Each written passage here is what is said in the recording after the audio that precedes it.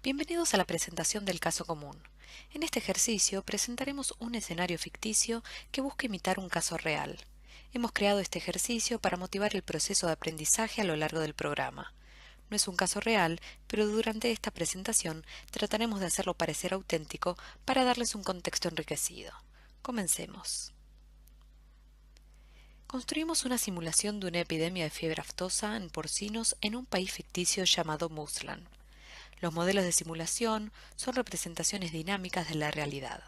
En este caso, simplemente creamos una población que no existe en la vida real.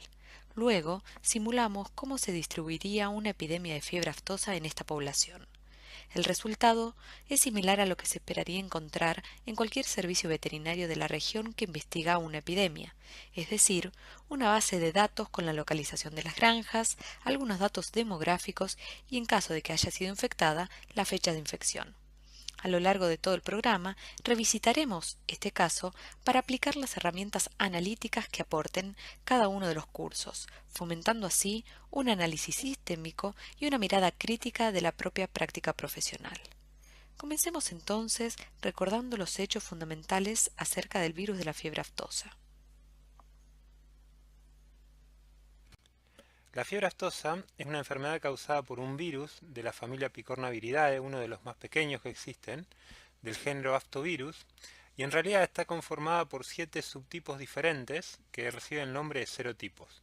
Estos 7 tipos diferentes son particulares en el sentido de que no ofrecen inmunidad cruzada entre ellos, por lo tanto, se comportan como si fueran 7 enfermedades distintas.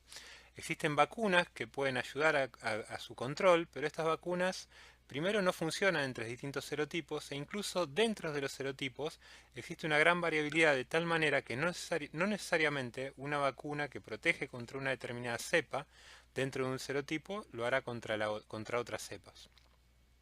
Los animales susceptibles tienen la particularidad de ser todos aquellos con pezuña hendida, incluyendo los camélidos. En el continente americano, los animales de mayor importancia en el mantenimiento de la enfermedad históricamente han sido los bovinos. En menor medida, algunas epidemias han afectado a otras especies, pero con gran diferencia, la especie más comúnmente afectada ha sido la bovina. Las lesiones son muy características, particularmente en zonas endémicas. Sigue un ciclo de entre 7 y 14 días, típicamente aguda, eh, que se caracterizan por vesículas en la cavidad oral, en la glándula mamaria y en las pezuñas.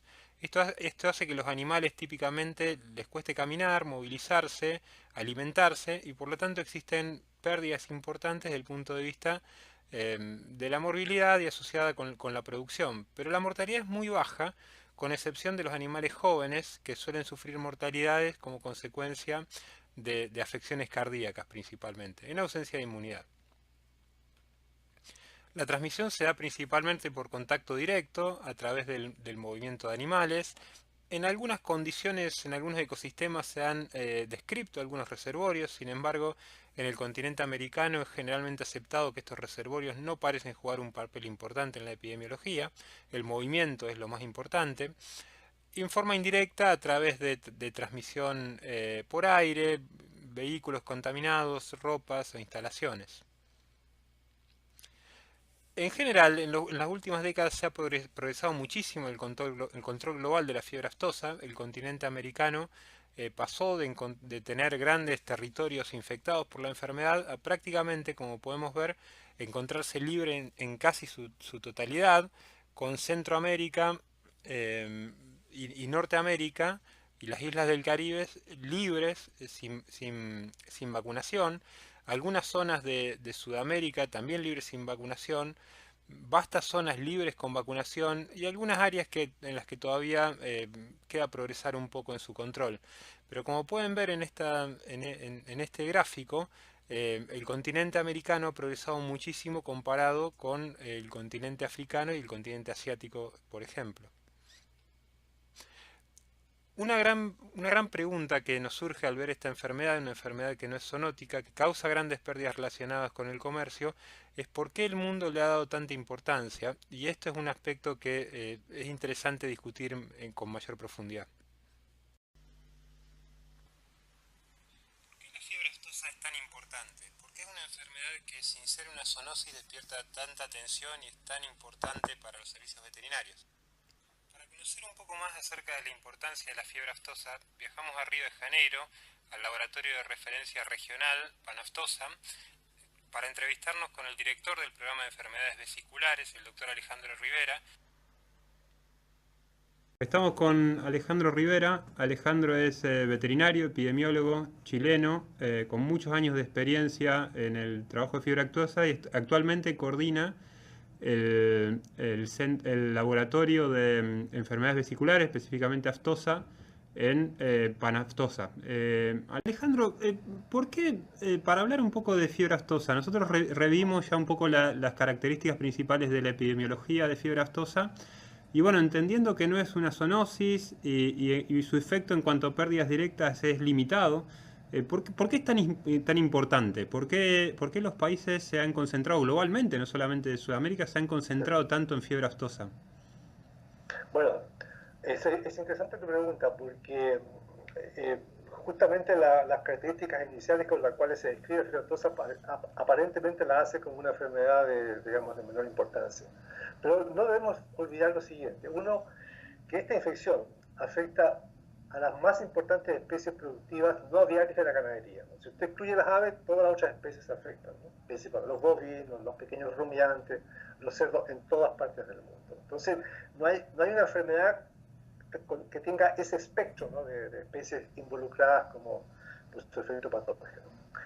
El otro elemento que tenemos que también la hacen más compleja, que es causada por 7 serotipos, ¿no? que se agrupan incluso en pools genéticos que circulan en diferentes partes del mundo y que también hacen, por supuesto, más complejo la manera de combatirla.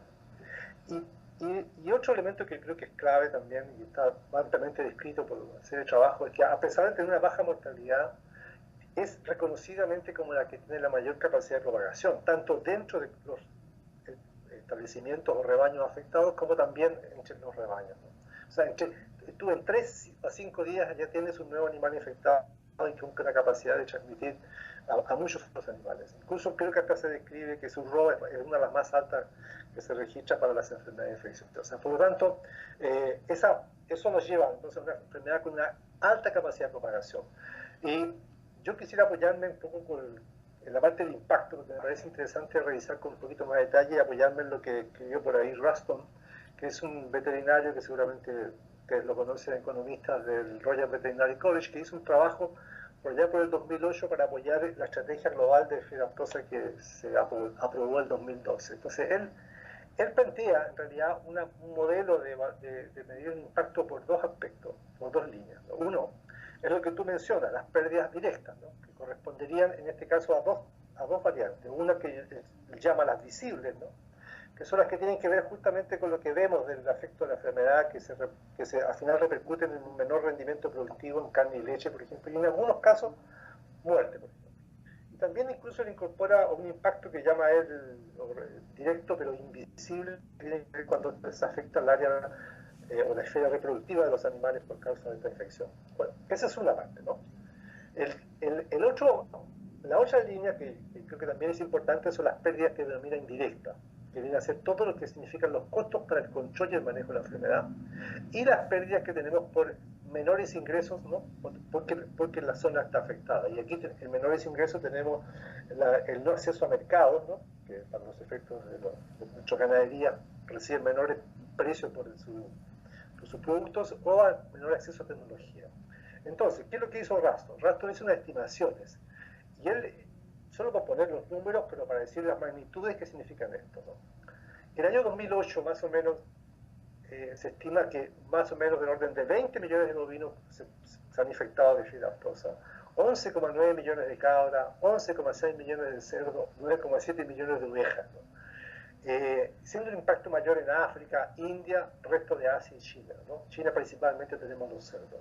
En general, del 1 al 2% de la población de esta especie habría estado afectada por fiebre aftosa en ese año, ¿no? Y cualquier año según las estimaciones que hace él. Por otro lado, ¿qué tenemos?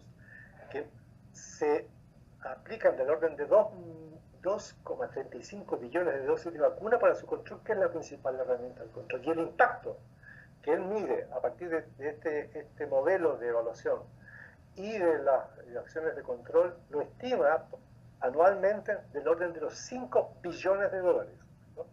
Que lo podemos desagregar en dos cosas. Podemos desagregar lo que en costos directos o pérdidas directas serían de 2,6 billones y en costos de vacunación y costos de control 2,35 billones. Esa te da entonces mejor una orden de magnitud de qué es lo que significa esta enfermedad a nivel global.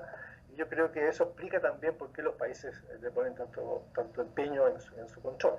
Deberíamos agregar, quizás aquí también, de que desde que se instaló por acuerdo de la Asamblea de los Países de la Organización Mundial de Salud Animal, el reconocimiento de territorios, ¿no? y de poblaciones para poder facilitar el comercio también cobró mayor importancia, ¿no es cierto?